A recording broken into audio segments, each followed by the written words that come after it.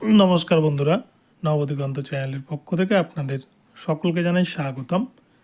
তো বন্ধুরা, আপনাদেরকে এখন আমি একটি ভীষণ গুরুত্বপূর্ণ আপডেট শেয়ার করতে চলেছি।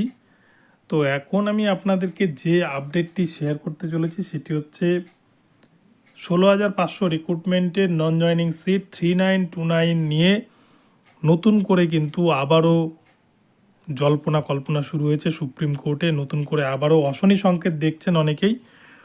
তো এই বিষয়টি নিয়ে এখন আমি আপনাদের জন্য ভিডিওটি নিয়ে উপস্থিত হয়েছি আমার নবদিগন্ত চ্যানেলে। তো আপনারা সম্পূর্ণ ভিডিওটি স্কিপ না করে প্রথম থেকে শেষ পর্যন্ত দেখুন। এই ভিডিওতে কিন্তু আপনারা অনেক ইনফরমেশন পেয়ে যাবেন। তবে তার আগে বলে রাখি, যারা প্রথমবার আমার চ্যানেলে এসেছেন আপনারা কিন্তু অবশ্যই আমার চ্যানেলটিকে সাবস্ক্রাইব করে অল নোটিফিকেশন অন করে রাখবেন, কেননা এই ধরনের আপডেট আপনারা কিন্তু প্রতি মুহূর্তে প্রতিনিয়ত একমাত্র নবদিগন্ত চ্যানেল থেকেই পেয়ে যাবেন সবার আগে সবার প্রথমে।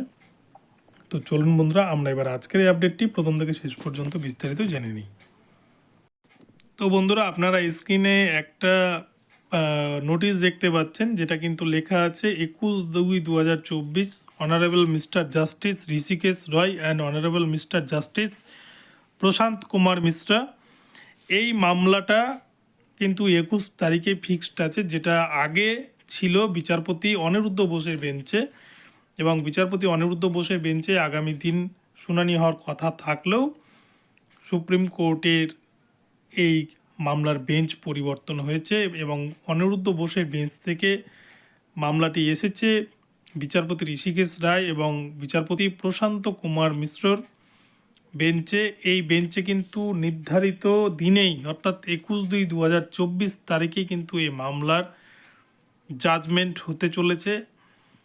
এর আগের দিন গত 5/2/2024 তারিখে বিচারপতি অনিরুদ্ধ বোস এই মামলা প্রসঙ্গে একটি ভালো কমেন্ট করেছিলেন এবং মামলাটা কিন্তু ভালো দিকেই এগোচ্ছিল। এবারে এই মামলাটা হঠাৎ করে আজকে বেঞ্চ পরিবর্তন হয়েছে। মামলাটা বিচারপতি অনিরুদ্ধ বোস এবং বিচারপতি সঞ্জয় কুমারের বেঞ্চ থেকে পরিবর্তন হয়ে ঋষিকেশ রায় এবং বিচারপতি প্রশান্ত কুমার মিশ্রের বেঞ্চে এসেছে। তো স্বাভাবিকভাবে মামলাটা কিন্তু 21 তারিখেই শুনানি হচ্ছে এবং 21 তারিখেই এই মামলার ফাইনাল জাজমেন্ট হওয়ার কিন্তু কথা ছিল। কেননা গত দিন বিচারপতি অনিরুদ্ধ বোস তিনি মুখে স্বীকার করেছিলেন যে এই মামলাটির আগামী 21 তারিখে ফাইনাল জাজমেন্ট হবে এবং যতগুলো আয়ে ফাইল সুপ্রিম কোর্টে জমা হয়েছিল আগে থেকে, সেই ফাইলগুলো কিন্তু সেই দিন অ্যাকসেপ্ট হয়েছে এবং সবগুলো ফাইলকে একত্রিত করে 21 তারিখে মামলাটার ফাইনাল জাজমেন্ট হওয়ার কথা। তো এখন হঠাৎ করে এই যে বেঞ্চ পরিবর্তন হয়েছে, তাতে অনেকেই কিন্তু এটা নিয়ে উদ্বিগ্ন হয়ে আছেন এবং অনেকে এটা নিয়ে প্যানিক করছেন, অনেকে টেনশন করছেন যে হয়তো তীরে এসে তরি ডুবে যেতে পারে। তো বিষয়টা দেখুন, কি হবে সেটা বলা মুশকিল, সে বিষয়ে বলার মতো ক্ষমতা আমার নেই।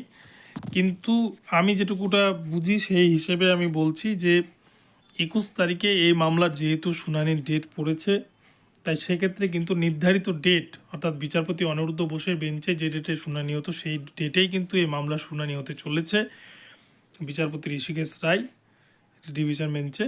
তো সেক্ষেত্রে এই মামলায় সেই দিনই ফাইনাল জাজমেন্ট হবে কি না এটা নিয়ে একটা কিন্তু প্রশ্ন উঠছে। কেননা স্বাভাবিকভাবে বিচারপতি যেহেতু বেঞ্চ পরিবর্তন হয়েছে, এই বিচারপতি কিন্তু নতুন করে এই মামলা যদি আবার শুনতে চান তাহলে কিন্তু অনেকটা ডিলে হয়ে যাবে এবং চাকরি প্রার্থীদের জন্য সমস্যা বাড়বে। কিন্তু আমরা গত দিনের যদি একটু ঘটনা পূর্বালোচনা করি তাহলে কিন্তু বুঝতে পারবো বিচারপতি অনিরুদ্ধ বোস গতদিন অর্থাৎ 5/2/2024 তারিখে শুনানি শেষে একটি কথা কমেন্ট করেছিলেন যে এই মামলাটি 21 তারিখে ফাইনাল জাজমেন্ট হবে এবং মামলাটিকে সম্ভবত হিমা কোহলি ম্যামের বেঞ্চে পাঠিয়ে দেওয়ার কথা উনি বলেছিলেন এবং সেখানে মামলাটার জাজমেন্ট হওয়ার কথা ছিল। কিন্তু হিমা কোহলি ম্যামের বেঞ্চে না গিয়ে মামলাটা বিচারপতি ঋষিকেশ রায়ের বেঞ্চে গিয়েছে। তো মামলাটা হয়তো কোনো কারণে বেঞ্চ পরিবর্তন হয়েছে সুপ্রিম কোর্টের হয়তো নিয়ম অনুযায়ী, কিন্তু এই মামলার সেদিনই যে ফাইনাল জাজমেন্ট হবে কিনা সেটা বলা মুশকিল। তবে এটুকুটা বলতে পারি, এই মামলায় যেদিনই জাজমেন্ট হোক না কেন বা যেদিনই ফাইনাল জাজমেন্ট আসুক না কেন, সেটা কিন্তু 16,500 রিক্রুটমেন্টে যারা ইন্টারভিউ দিয়েছিলেন তাদের জন্য ভালো খবর আসবে, এবং এই নন জয়েনিং যে সিট 3929-এর এই ভ্যাকান্সিতে কিন্তু প্রাথমিক শিক্ষা পর্ষদকে নিয়োগ করতেই হবে। তো এখন কি হয় আগামী 21 তারিখের দিকে সকলেই তাকিয়ে বসে আছে। আর সুপ্রিম কোর্টের এই যে বেঞ্চ পরিবর্তন হয়েছে, এটাতে কারোরই কিছু করার নেই এখন, যেহেতু বেঞ্চ পরিবর্তন হয়ে গেছে। এখন সেইভাবে মামলাটা হয়তো চলবে, বিচারপতির ওপর ডিপেন্ড করবে। বিচারপতি নতুন করে শুনতে পারেন, আবার পূর্বের যেটুকুটা শুনেছিলেন বিচারপতি অনিরুদ্ধ বোস এবং বিচারপতি সঞ্জয় কুমার, সেটা তো একটা লিখিত আকারে জমা থাকে, সেই তার উপরে কিন্তু সম্পূর্ণটা বিচার বিবেচনা করে বিচারপতি ঋষিকেশ রায় ফাইনাল জাজমেন্ট হয়তো ওনার বেঞ্চ থেকে হতে পারে, এমনটাও হতে পারে। তাই কি হবে সেটা বলা মুশকিল। তবে বিচারপতি অনিরুদ্ধ বোস গত 5/2/2024 তারিখে যেহেতু নিজের মুখে স্বীকার করেছিলেন যে এই মামলাটার, এই RTI 3929 মামলার ফাইনাল জাজমেন্ট 21 তারিখেই হবে, তাই সেই দিনই কিন্তু এই মামলার ফাইনাল জাজমেন্ট হওয়ার প্রবল সম্ভাবনা রয়েছে।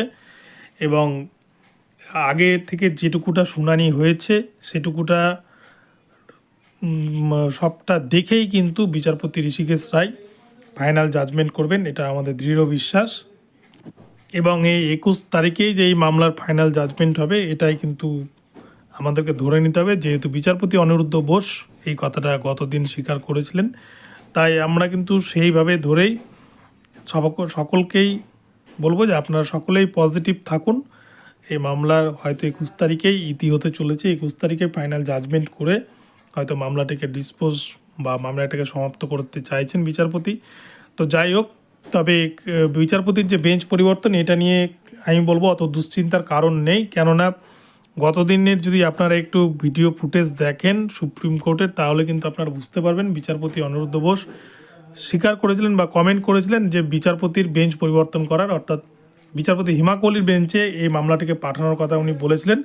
কিন্তু যাই হোক, কোনো কারণবশত হয়তো বিচারপতি হিমা কোহলির ম্যামের বেঞ্চে মামলাটিকে পাঠানো যায়নি এবং মামলাটিকে বিচারপতি ঋষিকেশ রায়ের বেঞ্চে পাঠিয়েছেন। তো আগামী 21 তারিখ আসলেই হয়তো আমাদের কাছে সবটা ক্লিয়ার হয়ে যাবে যে সেদিনই ফাইনাল জাজমেন্ট হয় কি না, এটা নিয়ে আর বাড়তি দুশ্চিন্তা অনেকেই করছেন। আমি বলবো আপনারা সকলেই পজিটিভ থাকুন কয়েকটা দিন, আর 3-4টা দিন আপনারা একটু দেখে নিন, তাহলে কিন্তু সবটা দুধকে দুধ পানিকে পানির মতো পরিষ্কার হয়ে যাবে। তো বন্ধুরা, ভিডিওটি এখন এখানেই রইলো। আপডেটটি আপনাদের কেমন লাগলো আপনারা কমেন্ট বক্সে জানাবেন। ভিডিওটি ভালো লাগলে চ্যানেলটিকে সাবস্ক্রাইব করে দেবেন। আর এই ধরনের আপডেট প্রতি মুহূর্তে প্রতিনিয়ত পাওয়ার জন্য অবশ্যই কিন্তু চ্যানেলটিকে ফলো করতে থাকবেন। ধন্যবাদ, সকলে ভালো থাকুন। আবার পরবর্তী আপডেট নিয়ে আসবো আপনাদের জন্য। তো সকলে পজিটিভ থাকুন। ধন্যবাদ।